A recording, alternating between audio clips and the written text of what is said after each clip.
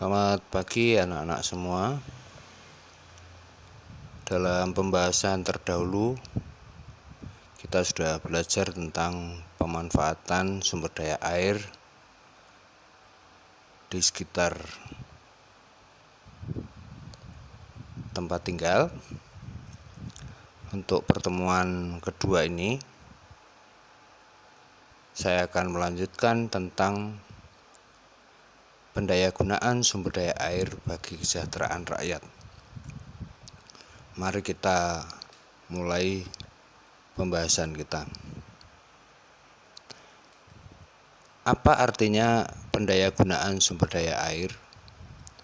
Pendayagunaan sumber daya air adalah salah satu upaya pengelolaan sumber daya air yang dilakukan melalui beberapa kegiatan. 1. Penatagunaan, 2. Penyediaan, 3. Penggunaan, 4. Pengembangan dan pengusahaan sumber daya air secara optimal agar berhasil guna dan berdaya guna. Itu adalah arti dari pendayagunaan sumber daya air. Nah, kemudian sebenarnya apa maksud dan tujuan kita mempelajari tentang pendayagunaan sumber daya air? Adalah memanfaatkan sumber daya air secara berkelanjutan dengan mengutamakan pemenuhan kebutuhan pokok masyarakat secara adil, dengan tetap mempertimbangkan yang pertama, mengutamakan pendayagunaan air permukaan, contohnya air tanah, air sungai, maupun air danau. Yang kedua, mengutamakan fungsi sosial, yaitu untuk kesejahteraan umat manusia. Yang ketiga, diselenggarakan secara terpadu dan adil. Semua daerah dan semua wilayah, desa, kota, Jawa dan luar Jawa harus diselenggarakan bersama-sama. Yang keempat, melibatkan peran masyarakat, artinya masyarakat harus diikut sertakan supaya aktif terlibat di dalam memanfaatkan sumber daya yang ada. Kemudian kita akan bahas satu persatu dari apa yang kita namakan pemberdayaan sumber daya air. Yang pertama adalah penatagunaan sumber daya air. Yang dimaksud adalah yang pertama menetapkan zona pemanfaatan sumber daya air, dan yang kedua menetapkan peruntukan air pada sumber air. Yang dimaksud untuk menetapkan zona pemanfaatan sumber air artinya adalah ruang pada sumber daya air yang dialokasikan baik sebagai fungsi lindung maupun fungsi budidaya. Sedangkan yang kedua, menetapkan peruntukan air pada sumber air itu adalah pengelompokan penggunaan air yang terdapat pada sumber air ke dalam beberapa golongan. Yang kalian sudah tahu bahwa golongan air itu ada A, B, C, dan D. Masih ingat ya? Nah, contoh dari sumber daya air memiliki fungsi lindung itu apa? Di sini saya tunjukkan gambar air yang mengalir melewati hutan. Nah, air di sini berarti memiliki fungsi lindung bagi hutan, yaitu menjaga kelembabannya, sehingga di hutan itu tetap terjaga kondisi kelembaban udaranya. Yang kedua, di sini air juga punya fungsi budidaya. Artinya air dimanfaatkan oleh petani untuk mengairi sawah dan bisa juga untuk memelihara ikan. Paham ya?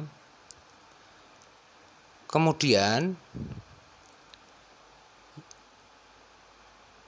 pembudidayaan yang kedua, yaitu penyediaan sumber daya air.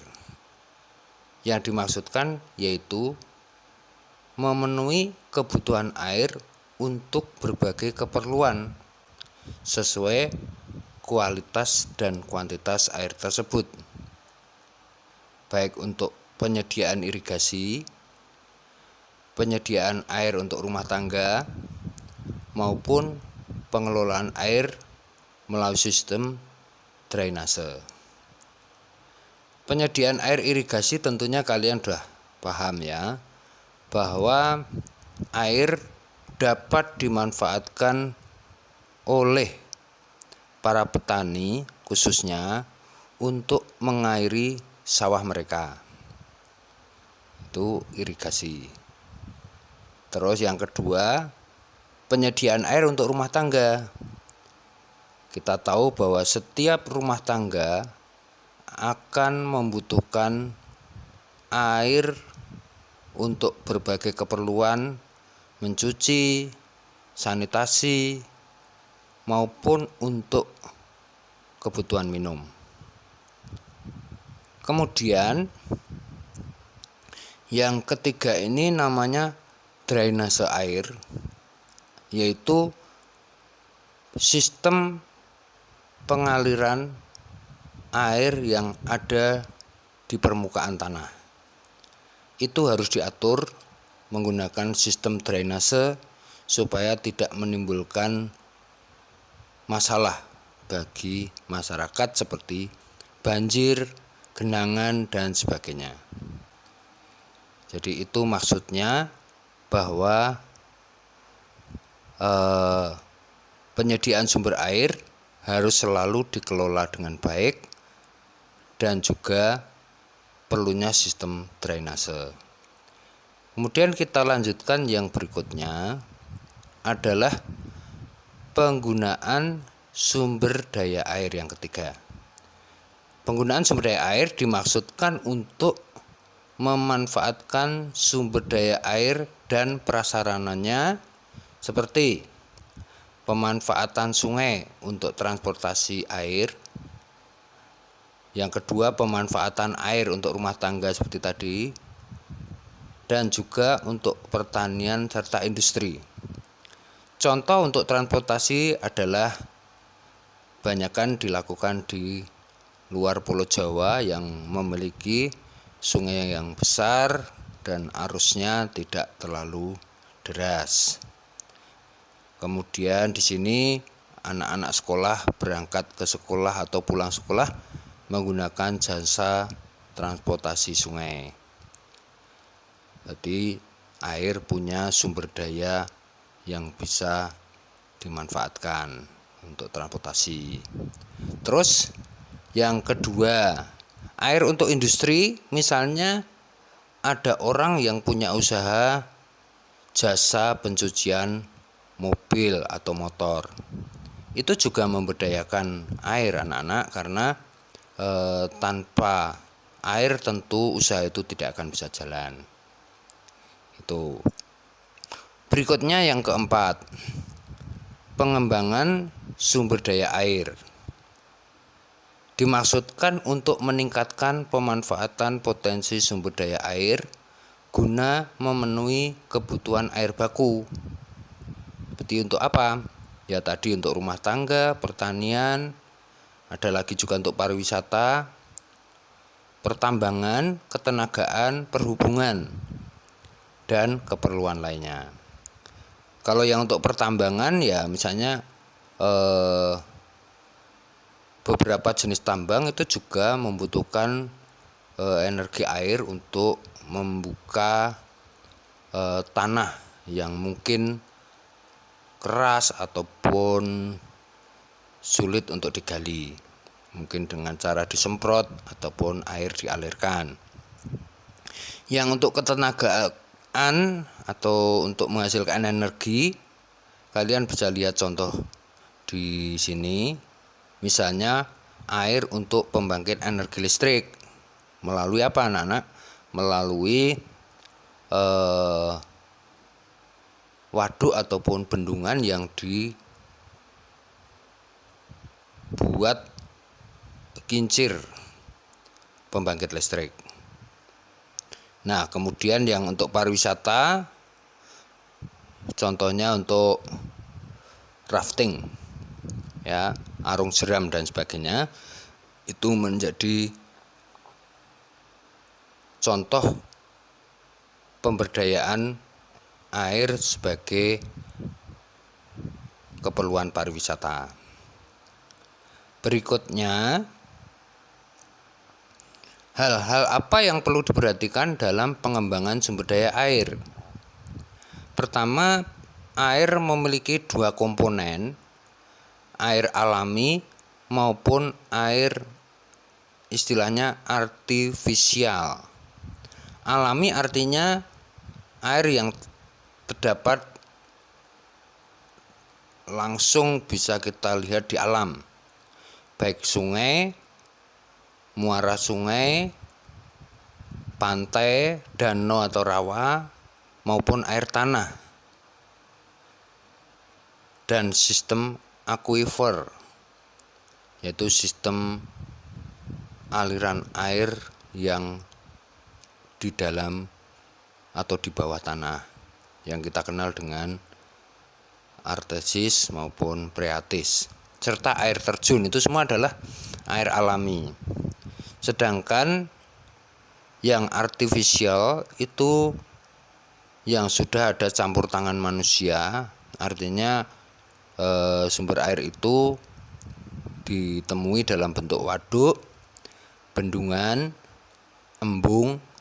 Embung itu sama dengan waduk tapi lebih kecil, atau dam atau cek dam, maupun sistem drainase dan irigasi. Gambarnya bisa kalian lihat, ini adalah air alami, ada sungai, ada danau.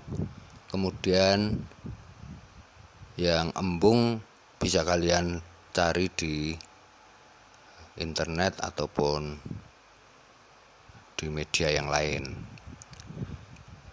Terus yang perlu diperhatikan yang kedua itu adalah cara pengembangan sumber daya air itu harus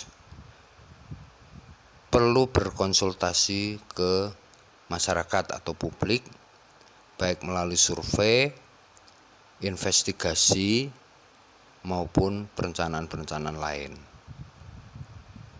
Kemudian kita lanjutkan yang kelima, yang terakhir ya, bahwa pembudidayaan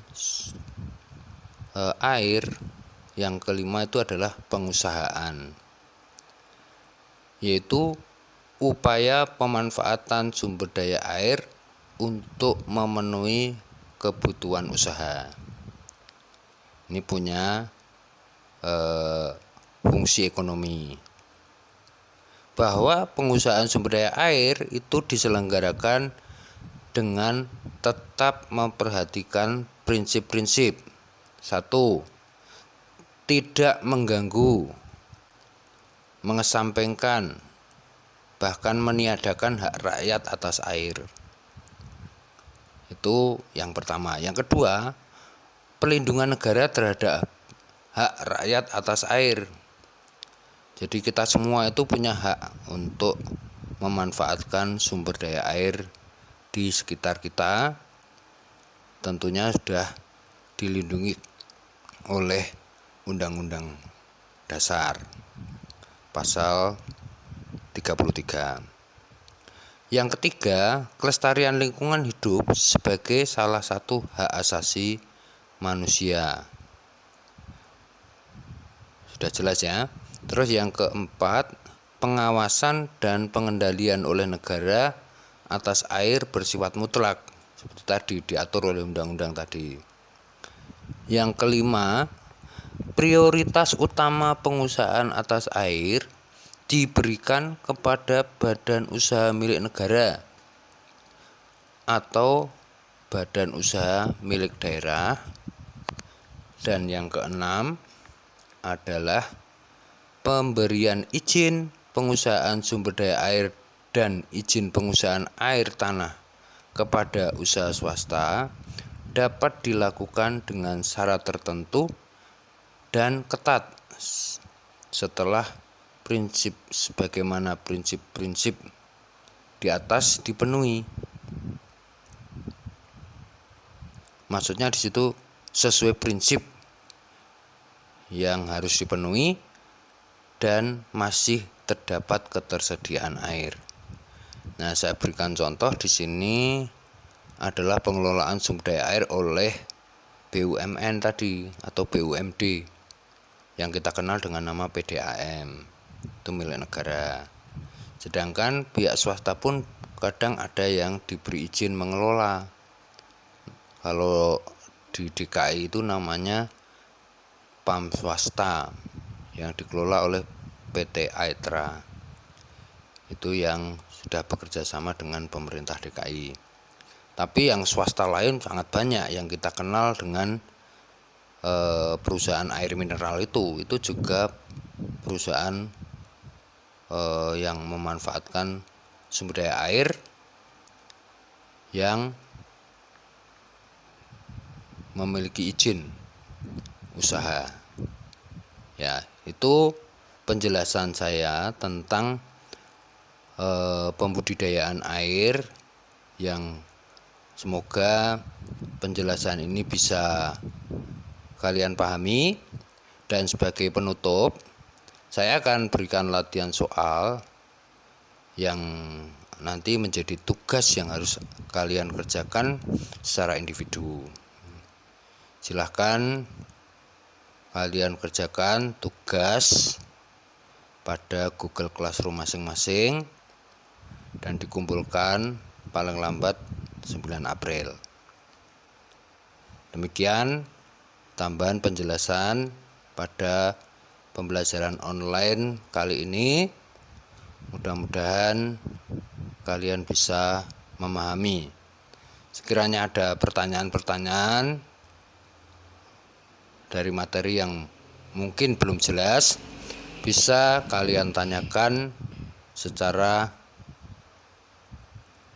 online juga melalui Google Class. Demikian penjelasan dari saya. Terima kasih. Selamat siang.